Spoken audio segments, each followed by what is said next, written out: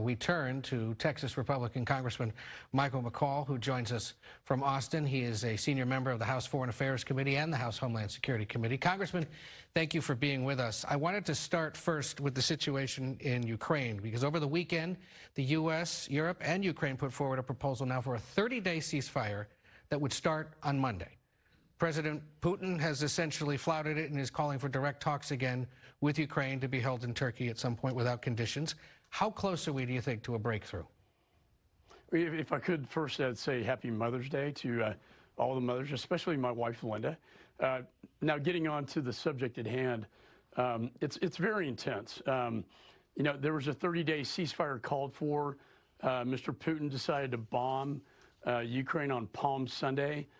He's not making any concessions at all, while Zelensky seems to be making all the concessions. So if the bottom line is Putin has to agree to a 30-day ceasefire for any peace talks to go forward. And the land that he is asking for is, you know, that even J.D. Vance talked about this, and the president, you know, land that that Russia has not even occupied in Ukraine. So he has to operate in good faith. We want peace, but not peace at any price, because peace at any price is like appeasement, like we saw with Chamberlain and Hitler, and that's unacceptable. Now, the president has suggested in the past week that the U.S. might impose additional sanctions on Russia if they don't agree to this ceasefire. You know that South Carolina Senator Lindsey Graham has at least 70 of his colleagues in the Senate on board with a new sanctions bill. You're on the House version of it as well. How likely is that legislation to get to the floor?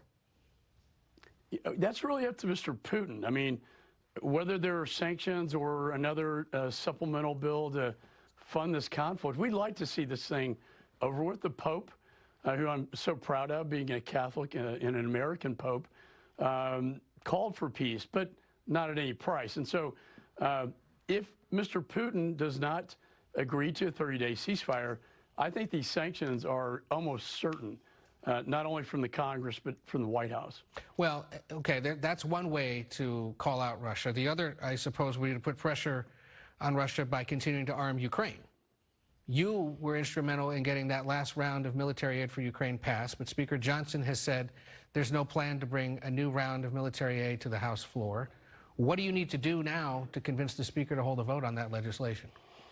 Well, getting it passed the last time was a major accomplishment. Had we not accomplished that, Ed, Russia would be occupying Ukraine today. No question in my mind.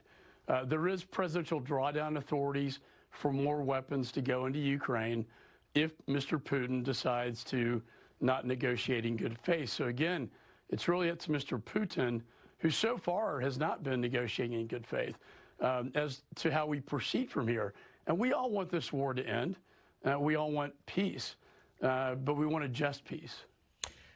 President, as we mentioned, is headed to the Middle East tomorrow on Monday. There are reports he's no longer demanding Saudi recognition of Israel as a condition for a nuclear deal with the United States. Is that a mistake, or is this nuclear agreement so critical that not acknowledging Ukraine, letting that go, is okay? We don't have all the details. I know he's there to discuss an economic alliance with the Saudis, with the UAE, with the Arab nations. And that's important, just like the minerals deal that the Ukraine parliament voted for. The more economically we're tied to the Middle East, the more we're security tied. And that will push China out of the region. The ultimate goal here, though, is a normalization agreement with Israel. We were getting close to that until Iran decided through its proxy, you know, in Gaza and Hamas, to invade on October 7th. So the point is, we need to be talking about all of this as a package. But again, we cannot have normalization until you have a ceasefire in Gaza. And I think that's the more difficult piece here. There's so many conflicts in the world. I, of course, meant Israel. You acknowledged that in your answer, the idea of normalization between Saudi Arabia and Israel. A lot of issues around the world. There is one issue, though, back here at home I want to talk to you about, again, because you're a member of the House Homeland Security Committee. Over the weekend, we saw Immigration and Customs Enforcement arrest the mayor of Newark, New Jersey, outside a federal detention center, and they're now threatening to arrest 3 Democratic members of Congress for allegedly assaulting or touching an ICE agent there on the scene. I'm just curious, should ICE be arresting or even threatening to arrest members of Congress? I mean, that's obviously a very drastic move. I would only do that if they were complicit with a crime. I don't know all the facts behind this. If they were just visiting a detention center, I've done that many times. If they're disrupting law enforcement, that's another question. So, you know, we can peacefully protest in this country, but you cannot be complicit with gang violence against our law enforcement. And I think perhaps that's what it comes down to.